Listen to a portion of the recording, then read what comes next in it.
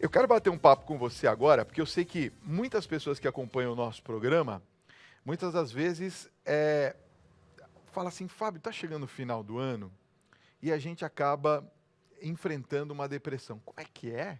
Mais uma festa, né? Final de ano é festa, é o nascimento de Jesus, né? É alegria.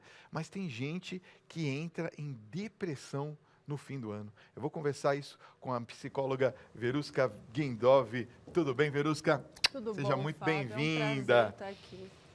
É verdade isso que eu falei, Verusca? Eu já ouvi muitas pessoas falarem, olha, Fábio, chega o final do ano que já começa a me dar pânico. Por que isso Sim. acontece, É Verusca? interessante, Fábio. Realmente começa aquelas decorações de Natal, as músicas de Natal no comércio, e algumas pessoas começam a entrar em profunda depressão. Eu entendo que todos aqueles fracassos, todos aqueles processos traumáticos, todos os momentos de tristeza acabam sendo associados nesse momento. O Natal, ele propõe muito uma reflexão, principalmente uma reflexão familiar.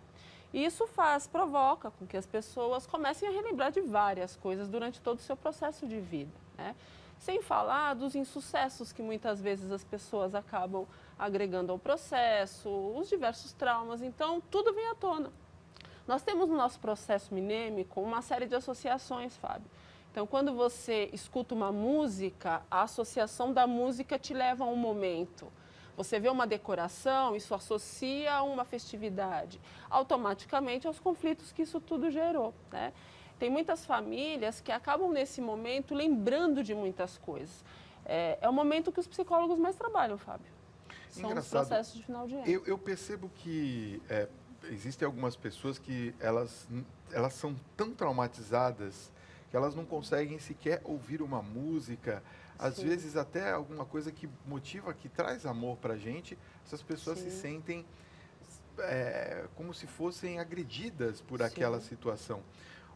Eu poderia dizer que a situação que nós vivemos hoje no país, como por exemplo o desemprego muito alto, sim. ou situações, sei lá, familiares, relacionamentos muito truncados, muito difíceis, causam esse tipo de depressão também? Sim, tudo colabora, Fábio. Mas eu posso garantir para você que o pior tipo de sensação são das pessoas que tiveram decepções afetivas, Ah, pessoas que sofreram traições, pessoas que passaram o seu primeiro Natal sem entes queridos, por conta de luto ou por conta de, né, de traições, enfim, de situações familiares que ocasionaram uma solidão. O mais difícil do final do ano, isso eu posso colocar aqui para você, é esse momento de festividade ao mesmo tempo de isolamento. É o período onde você tem mais finais de semana e feriados emendados, as pessoas elas tiram férias coletivas, então esse espaço faz com que as pessoas fiquem refletindo mais. Durante o ano, Fábio, as pessoas se ocupam, mas e quando no final do ano está tudo fechado? pois é. E quando você tem você para poder refletir, pensar? Então, é o momento que as pessoas procuram seus amigos, elas viajaram. Procuram algumas coisas, tudo está fechado. Então, é o momento onde ela se encontra com o próprio eu e começa a refletir sobre suas frustrações. E quando se trata de relacionamento afetivo, é nesse momento que muitos lembram das traições, das decepções, o fato de estar sem os filhos. Tem muita gente que nesse período sofre isso, o fato de você estar sem os seus filhos ali por perto. Então, são muitas as cargas emocionais, né? Mas o que eu sempre digo para as pessoas é que existe um caminho a trilhar. E a gente precisa continuar caminhando. Pois é. Senão a gente não consegue Foi sobreviver. exatamente o que eu falei no início do programa, na Exatamente. reflexão, quer dizer, se deixar com que esse medo tome conta da pessoa, Ela não ela não vive. vive. Agora, tem um questionamento muito interessante, você pode enviar sua mensagem, deve, nós estamos ao vivo, hein? Então, envie para 11 95033 6870. O Carlos Delfini, lá de Ilha Solteira, São Paulo, obrigado pelo carinho da audiência, está dizendo assim, Fábio, eu entendo que as pessoas estão doidas para acabar o ano, porque até o final do ano, tudo está bem previsível sobre o que se espera de 2018. Ele faz uma pergunta, Verusca, as incertezas do futuro e finalizando um ano catastrófico, com altíssimo desemprego e endividamento da Sim. população, tira a alegria da pessoa e isso causa depressão? Sim. Muitos dos nossos queridos que sentem processos depressivos, principalmente homens, eles têm um prognóstico. eles precisam sustentar a si e suas famílias, Sim. eles precisam pensar num desenvolvimento, num futuro. E quando esse processo, infelizmente, é impedido, a sensação de decepção e de fracasso é muito forte. Principalmente para um homem que precisa, é lógico que para todo mundo, mas para um homem isso é mais forte, porque ele tem a responsabilidade de si e de sua família. Então, é lógico que você pensar num futuro sem perspectiva nenhuma te dá uma angústia gigante. E muitas das depressões vêm por conta disso. Esse receio de você não ter uma continuidade, de não ter um planejamento de futuro. Mas eu costumo dizer que a gente não pode estar com o nosso olhar sempre voltado de uma forma tão fechada e limitada. Porque muitos, mesmo com crise, mesmo em momentos de limitação, conseguem vencer e conseguem trazer algumas perspectivas novas para o próximo ano. A gente tem que aproveitar, Fábio, essa nossa facilidade de fragmentação. O que é isso? É você pensar de forma fragmentada. Ok, nós temos 2017, isso é uma fragmentação, nós temos 2018, isso é uma outra fragmentação. Se eu estou encerrando essa que foi desastrosa, eu preciso fazer com que a minha mente entenda que essa outra parte, esse outro fragmento, pode me proporcionar alguma coisa boa. E se eu conseguir colocar realmente um pensamento positivo e pensar novas estratégias, eu tenho mais chance. Eu tenho muito mais chance. Quer dizer, gerar um novo ciclo. Gerar um novo ciclo. É mais fácil para a gente pensar um outro ciclo do que uma continuidade em cima de um fracasso. Tá. A mente da gente precisa disso. Por isso que tudo é separado por períodos, né? Você pode ver que tudo é separado por calendário, por períodos. E é mais fácil você associar. Então, quando você associa um final de ano, você pensa um final de ciclo. Então, no próximo ciclo, as coisas podem sim ser diferentes. Eu quero que seja, então vamos lutar para que seja. A Marli Neves, ela está falando lá de Volta Redonda. Aliás, um beijo carinhoso ao povo do Rio de Janeiro. Tem um carinho muito grande por vocês. Ela está fazendo uma pergunta muito interessante e colocando uma situação que ela está vivenciando. Ela diz, Fábio, eu me sinto muito mal nessa época. Eu tenho vontade de dormir e só acordar quando tudo passar. A pergunta que eu faço é a seguinte: ela já está com sintoma de depressão? Sim, ela já está indicando um processo de fuga. Eu sinto uma dor, essa dor me machuca, então eu preciso fugir dessa dor. O sono me anestesia isso. Tá. Então, muita gente passa finais de ano, realmente, Natal, Ano Novo, se tranca no quarto, não quer ouvir os fogos, não quer lembrar que é esse momento de uma nova etapa e realmente acaba optando pelo sono, né, como uma forma de anestesiar um pouquinho essa dor. Eu costumo dizer que a gente tem que pensar novas opções. A gente tem sempre que ter uma carta na manga, Fábio. Se um caminho não deu certo, a gente tem que optar por algum que possa dar certo. Se a gente se acostuma apenas a fugir ou a sofrer, a gente se acostuma sempre a ter uma dor, que a gente pode muito bem batalhar para tirar isso da gente, né? Tirar essa dor de dentro da gente. Senão a gente vai sempre se acostumar a sentir e anestesiar, sentir e anestesiar. A gente pode pensar, sentir a dor, mas pensar que tem uma outra etapa lá na frente e tentar vencer isso. Então vamos para a pergunta da Marilene de Jesus, Vaz, de São Paulo. Ela faz uma questão muito interessante. Ela diz, boa noite, Fábio. Eu estou amando este tema. A esperança por novos tempos e desafios é uma maneira de sair da depressão do final de ano, doutora? Sim, nós precisamos pensar em novos tempos. Olha só, quando nós temos uma perspectiva, ou seja, eu penso no futuro, eu penso novas coisas, novas ideias, novas etapas, novas oportunidades e planejo o meu ano, é muito mais fácil de eu conseguir galgar algumas coisas e alcançar alguns sucessos. Agora, se eu só ficar ali amargando a dor, que não é fácil, esse ano foi muito difícil para todo mundo. Eu vou dizer para você, Fábio, a quantidade de queixas que eu percebi e ouvi durante esse ano, das dificuldades reais, as pessoas estão sofrendo, Fábio.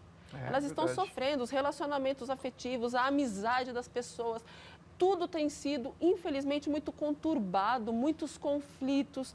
Então, terminar um ano nessa pressão é muito difícil, mas a gente precisa enxergar além do horizonte, a gente precisa olhar e tentar pensar novas coisas. Você sabe que as estatísticas mostram que quando eu chego no final do ano e crio uma listinha de novas perspectivas, de novas ideias, a chance de eu vencer é maior do que aquele que não fez isso? Eu elenco essas perspectivas, perspectivas, faço um checklist de tudo aquilo que Escrevo eu gostaria. num papel. Escrevo num papel. E a chance de eu conquistar tudo ou parte do que eu escrevi é maior, eu consigo chegar mais longe quando eu ponho num papel, porque eu estou me planejando a buscar aquilo. As estatísticas mostram que quando nós não temos essa atitude, os insucessos são maiores, porque eu não fiz com que o meu cérebro associasse uma nova perspectiva. Uma coisa que eu queria perguntar é a respeito daquelas pessoas que têm um agravamento com relação a isso, acabam se entregando à bebida, né, ao Sim. alcoolismo ou a outras situações como essas. Qual seria a maneira para que essas pessoas que já estão com esses sintomas, tem muita gente escrevendo Sim. a respeito disso, e dizendo que se sentem assim, né, efetivamente. E a época colabora muito para isso, com as bebidas. Né? Como é que faz para uma pessoa que está começando com esse tipo de sintoma não entrar nessa situação de tensão pré-natal, vamos dizer assim? A gente precisa entender o nosso próprio sentimento, Fábio. Se eu estou buscando anestesiar esse sentimento com sono, ou com bebida, ou com qualquer outra coisa que anestesie esse momento, é porque eu estou sentindo uma dor que eu não quero sentir. Tá. Será que não seria mais fácil buscar uma nova ideia, buscar uma orientação emocional, buscar um amigo que gosta muito para conversar? Você sabe que o fato da gente conversar já ajuda, às vezes a gente está tão fechado. Uma palavra muito bem colocada de uma outra pessoa ou de um profissional pode abrir um novo leque. Porque quando a gente está sofrendo, Fábio, a gente não consegue enxergar as coisas, a gente está com dor.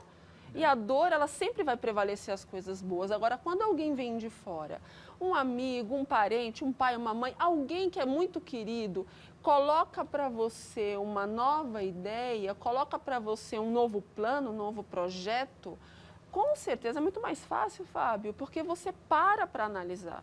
A dor não te deixa criar e nem pensar em nada. Quando alguém traz uma nova ideia, uma nova criação, você consegue parar para pensar. Dali, muitas coisas acontecem. Eu vejo isso no consultório, no meu dia a dia. Né? As pessoas trazem a sua dor, a gente coloca algumas coisas e a pessoa parece que tem um clique. Nos vídeos, eu coloco muitos vídeos no meu canal no YouTube, às vezes as pessoas me escrevem, nossa, eu estava completamente cego, você colocou uma coisa que eu não tinha pensado, dessa eu criei uma outra e já pensei em uma nova ideia, e em cima disso a criação vai nos revivendo, nos motiva a caminhar. Qual seria, assim, a mensagem que você poderia deixar para quem está nos acompanhando, a sua visão como psicóloga, principalmente, daquelas pessoas que estão de repente, não sei, vendo às vezes a família se desfazer, né? Ou que perderam um ente querido. Eu sei que você perdeu recentemente o seu pai, eu também perdi minha mãe, mais ou menos nessa época. Sim. E realmente o primeiro Natal é muito difícil, um impacto, né? Como é que mensagem você poderia deixar para essas pessoas? Olha só, para você que está em casa, não importa o tamanho da perda que você teve. Não importa. O que importa é que você continua em pé e você precisa continuar caminhando. Através de você, você pode abençoar a sua vida, a vida da sua família e a vida de muitas outras pessoas. Quantas conquistas que a gente só vai saber se a gente caminhar, né? Não desista, não desista. Se você está chateado, é natural para os nossos, né, momentos difíceis. A gente fica chateado, a gente chora, sente falta das pessoas que são queridas para a gente. Mas você tem que saber que foi feita uma semente foi colocada no seu coração. E você precisa fazer com que essa semente dê continuidade ao processo. Né? Vale a pena viver, Fábio. Vale a pena viver e fazer o bem para as pessoas, trazer essa nova ideia de amor para as pessoas. Eu acho que o mundo está muito frio. Se você puder proporcionar amor, abrace as pessoas, beije, diz que ama. Isso pode mudar uma história, isso pode mudar a sua família, isso pode mudar o mundo. Meu Deus! Olha, deixa eu falar com você.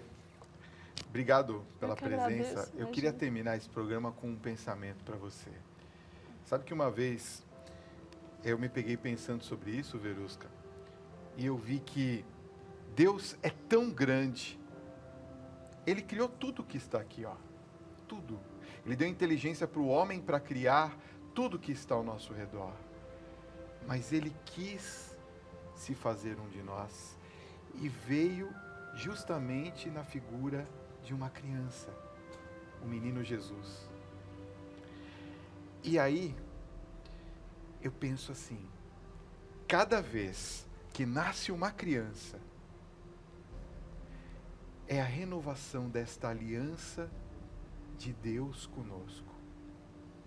É a renovação da vida, do amor de Deus. E Deus confia em cada um de nós. Confia em você, confia em mim, confia na Verusca, para darmos prosseguimento a essa vida. Então, eu quero deixar essa mensagem de esperança para você nessa noite. Não entre nessa vibe, nessa conversa fiada, não. Faça uma oração, confie em Jesus. Certeza, Ele vai nascer aí, ó, dentro do seu coração. E vai fazer do seu coração a manjedoura. Você acredita nisso?